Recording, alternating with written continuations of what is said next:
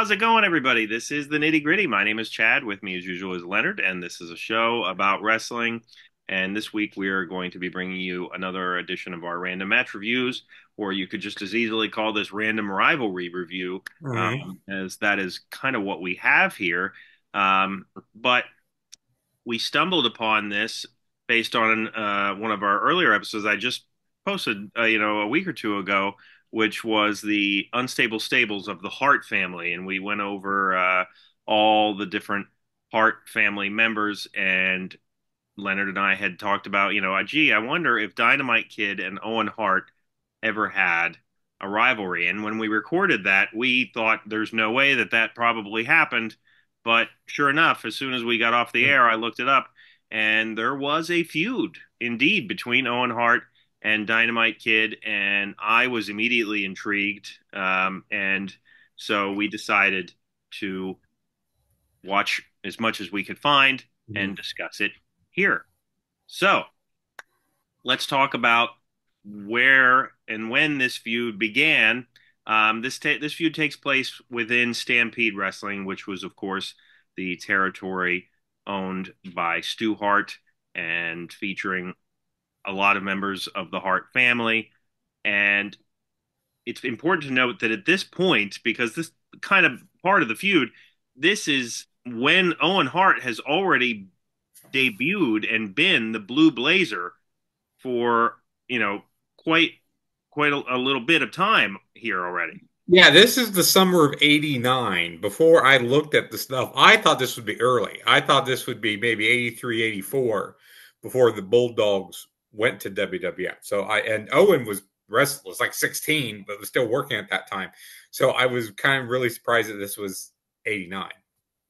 Yeah, and so the feud, I guess, started. Now I don't know necessarily if what was happening in Stampede was also what we would see within WWF, specifically the relationship of the British Bulldogs.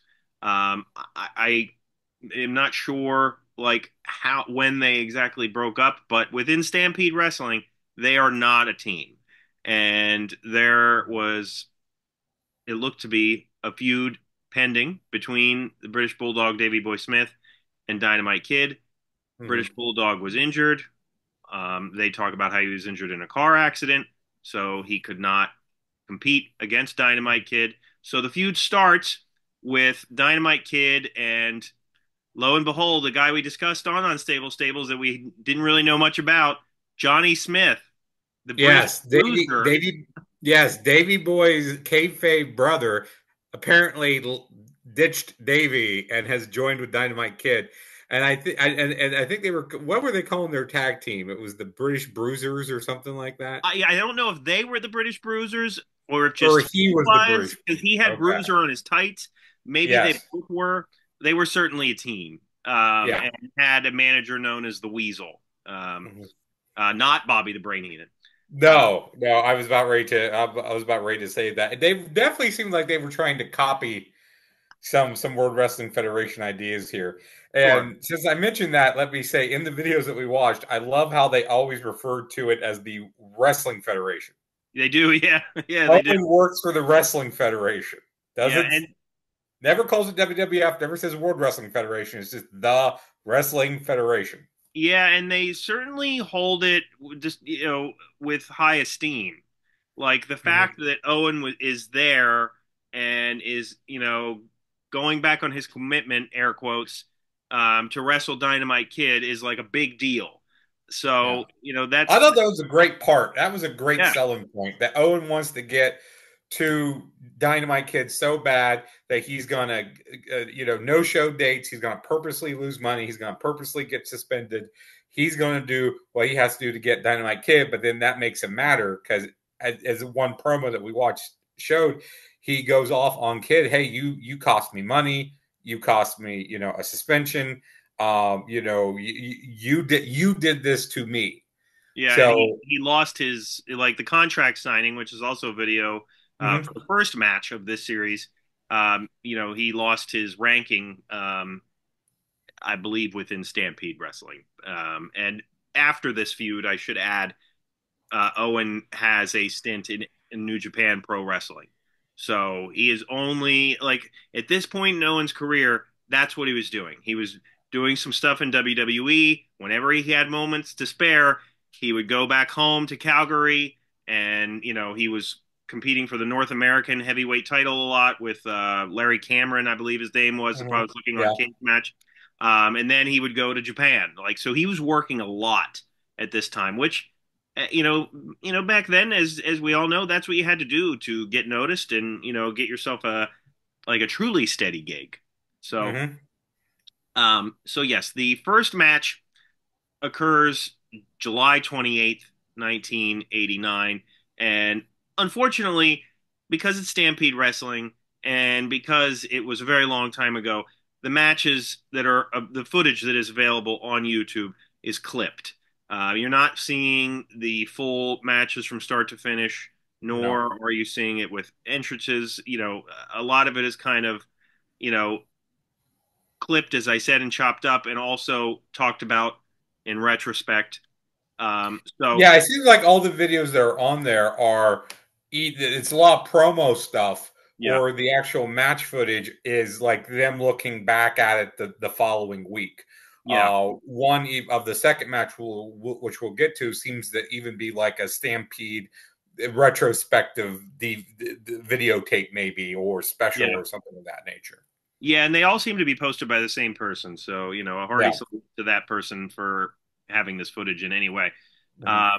And what was interesting, there was one video on there that kind of runs down the tail of the tape, which I like that when any wrestling company does that. AEW used to do it a lot. They don't do it as much these days, but comparing them side by side, because I would not have known really that Owen Hart and Dynamite Kid are very similar in size. Mhm. Dynamite Kid is 223, 5'9". Owen Hart is 225, 5'10". So like they are built very similarly. Mhm. And I the promos for this, we have let's just start off by talking about the promos. Sure. Um, Owen Hart, may God rest his soul, is so green here in his promos. Like Yes, I think looking, they got better as they went. yeah, And like I said, he did a good job of hitting the points. yes, Like I need to tell the fans ABC, and he did a good yes. job at that. And that was But clearly the goal. Like yes. hit these bullet points. And whereas Dynamite Kid, who was a veteran at this point, like Mhm. boy was he on drugs. Like I Yeah. mean, and I mean that to people that knew him, they'll probably be like, well, that was just Dynamite Kid, and to a degree, it might be. Like he is just like you believe it. Like you believe that he wants to like really destroy Owen Hart, but like to the point where you're like, man, like what were you doing right before the camera went on? Yeah. He's a little hard to understand, and some of Yeah, that's his yeah, accent, but some of that is because he is just so jazzed up and he's yeah, slurring a little bit, I think. So he is a little, but the intensity, like you put those promos, you watch them back to back, the big difference is the intensity. yeah. Like Owen's getting the points over while the Kid's getting over like the emotion and the passion and why this is a blood feud. Very well said. So yeah, July 28th, 1989 is the first match between these two. Took place in Calgary. Not sure how long the match was, but Owen Hart would win this by DQ because, before the match started, Dynamite hit him over the head with a trash can, and Which they showed that clip, and that yeah, is a great visual. How they capture that yeah, of Hart coming through, and he's like, yeah, to the fans with his hands up and everything, and then Kid just wails him from behind. That they played that great, and they shot it great. That one looked yeah, great. and this is in 1989, and people have often talked about the birth of the ladder match and all that, like debate over the years. Mm-hmm. Stampede did a lot of things at this time that were not being done in WWF. Mm-hmm. And I don't even know how much of it was being done in the NWA. Certainly, maybe a little bit more.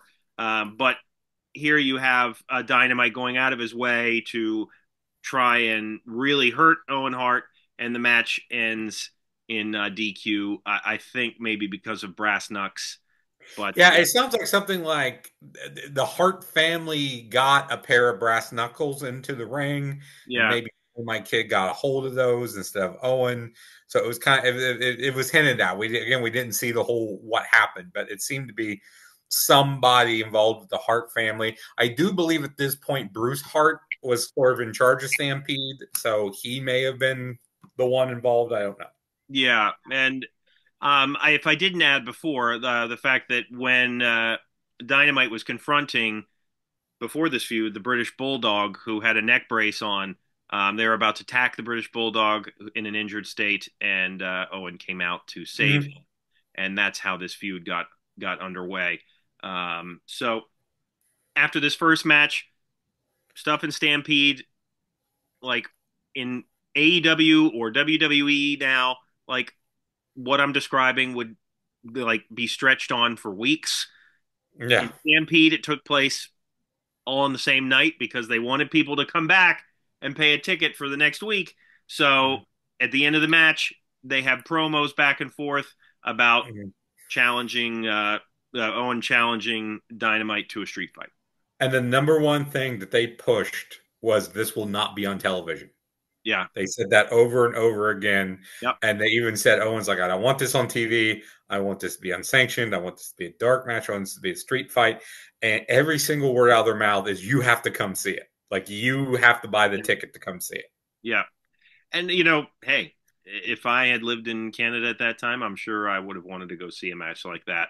Yeah, that probably would have been a really hot way to sell tickets. I don't know if any other, because back during the territory days, of course, that was also the idea. You want to use your TV to sell tickets to the live shows. You don't Right. necessarily want to use your TV to build the next week or use your TV to build to pay per view because they didn't have them.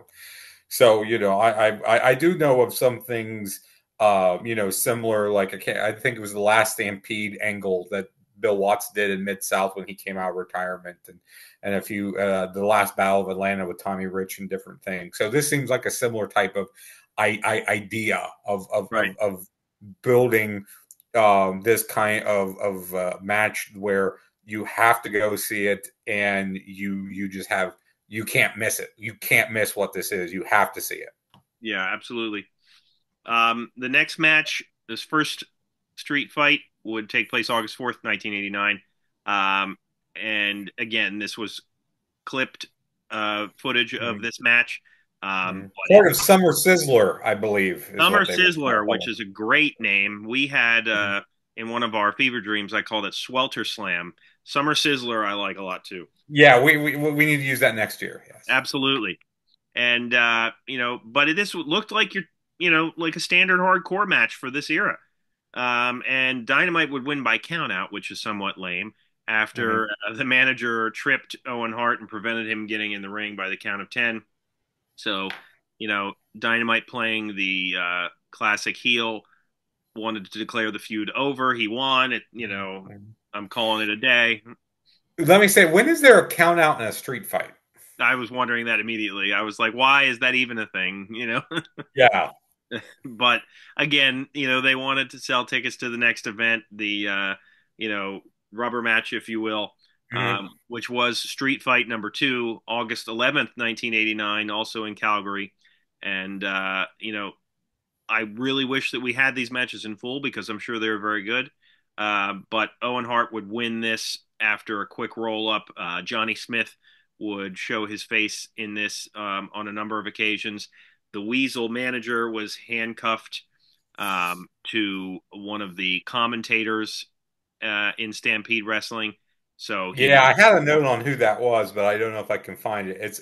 It's either I can't remember if the guy's name is Ed Mercer or Bill Mercer, but he's like one of the like like the voice of Stampede from back in the day type of thing. right. Yeah, Yeah. and even despite after Johnny Smith interfering, Owen Hart would get the quick roll up Yeah. victory. Well, in that match too, you wound up getting a ref bump in a street fight, Yep. and Johnny Smith runs in, and then he comes back later when the ref is back up and doesn't Yeah. do anything. So why did the ref need to get bumped? That didn't make that whole sequence didn't make any sense to me. Yeah. Yeah. No, I agree. So yeah, that would end this feud. And, it's hard for us to sit here and rate these matches because we haven't seen the matches in full. Right. But for the feud overall, this was a pretty straightforward territory feud. You have the beginnings of it, the contract signing, the first match, what leads into the second match, and the third, where it's the blow off, and then Owen Hart goes on to Japan and does his thing there. Overall, I just think it's really cool that this footage exists at all. The fact Hmm. that these guys, and by the way, Johnny Smith in one of the promos is talking about his feud with Chris Benoit, which, like, Yes. I found not fascinating that Chris Benoit was there, but fascinating that Chris Benoit was there at the same time as Dynamite Kid. I did not Hmm. know how much those two guys actually crossed paths. Other, There's a picture of like the two of them that has floated around the internet for years, like just like standing together. It looks like yeah, they're like standing on line in gym class, yeah. type of picture. Um, it was Ed Whalen Ed was the Whalen. name Yep. of the guy. Ed Mercer must be somebody else that I mixed up. I Google, so Ed Mercer is the name of Seth MacFarlane's character on the Orville. Oh, So a natural mistake, Leonard. That's natural mistake to make. we'll post pictures of both. Um, Yes. so so yeah, I mean, this was a straightforward territorial feud. But as a wrestling fan and as a person who, you know, became a more of a wrestling fan from Dynamite Kids matches and certainly appreciates everything that Owen Hart gave to the business. The fact that they had this to me was very cool. I'm Mhm. glad I was able to see some of it. How about you, Leonard? Yeah, same thing. I wish there was more because when we first saw that list, I thought we had everything, but a lot Yeah, of the videos were the same clipped second match, three or four different times.